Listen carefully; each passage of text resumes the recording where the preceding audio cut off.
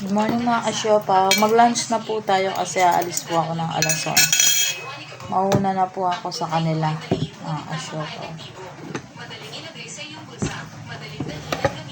Sinangag yung kakainin natin kasi nagluto ako na sinangag.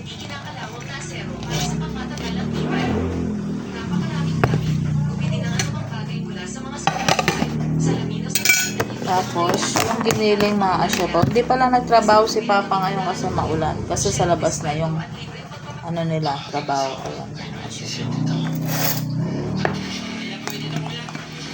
Mauna na po ako sa kanila. Sarap pa naman ang giniling.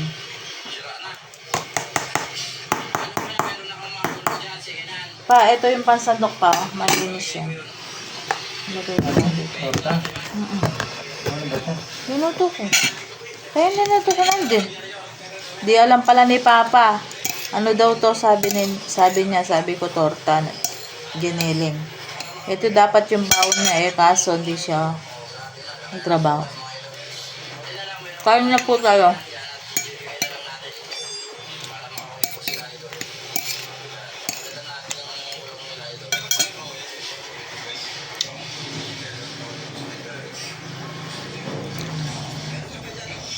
Kalimutan ko magdasal, kaya po nagdasal po ako saglit. Tapos may gulay pa kagabi na ininit ko kanina. Ninuto kong opo.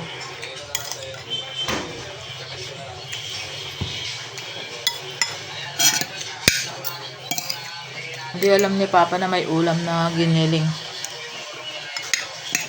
Hindi mo alam pa?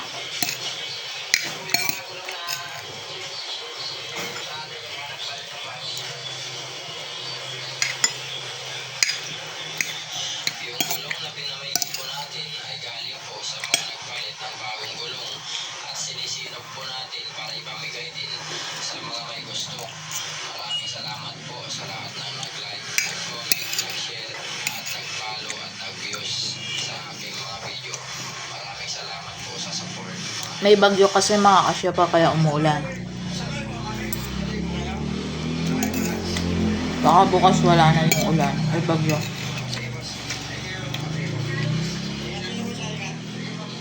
Sa kabilang baryo po, dun sa lipa ng tulay. Bona na po yun. Lubog na lubog po dun, hanggang yung tuhod.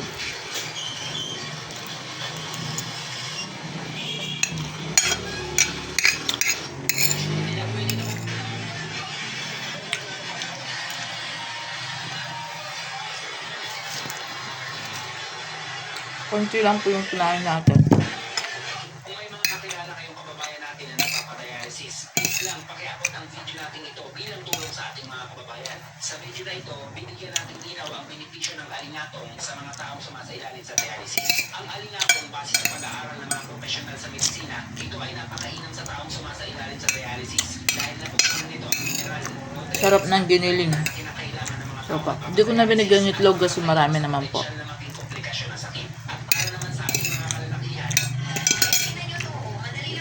Dapat talaga itlog ng pugo yun na ilagay dyan. Kasi hindi ako nakabili. Ikat nyo lang siya ng ganyan, no? Tapos, lagyan mo lang ng garter, tapos tahiin lang yun, no? Sa dulo. O, diba? Ang galing.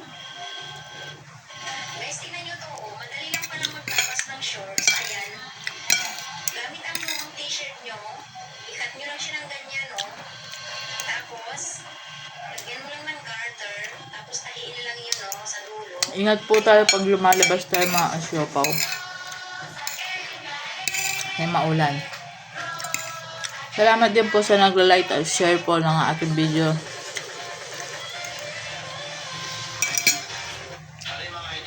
Sana po huwag kayong magsawa kahit po walang palaro at saka wala pong papremyo. Mga kasyopaw. Kasi sabi ng isang vlogger, pag dumadami lang daw po yung followers niya, pag may pinapagika siya, binibigyan siya. Sana po hindi po ganon.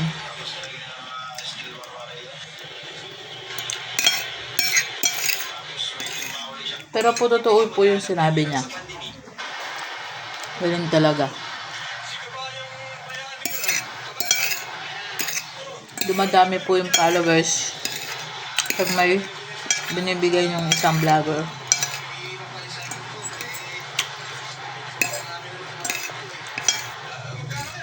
Yung totoong followers at legit. Hindi umihinto yan. Nagla-like to share. Comment.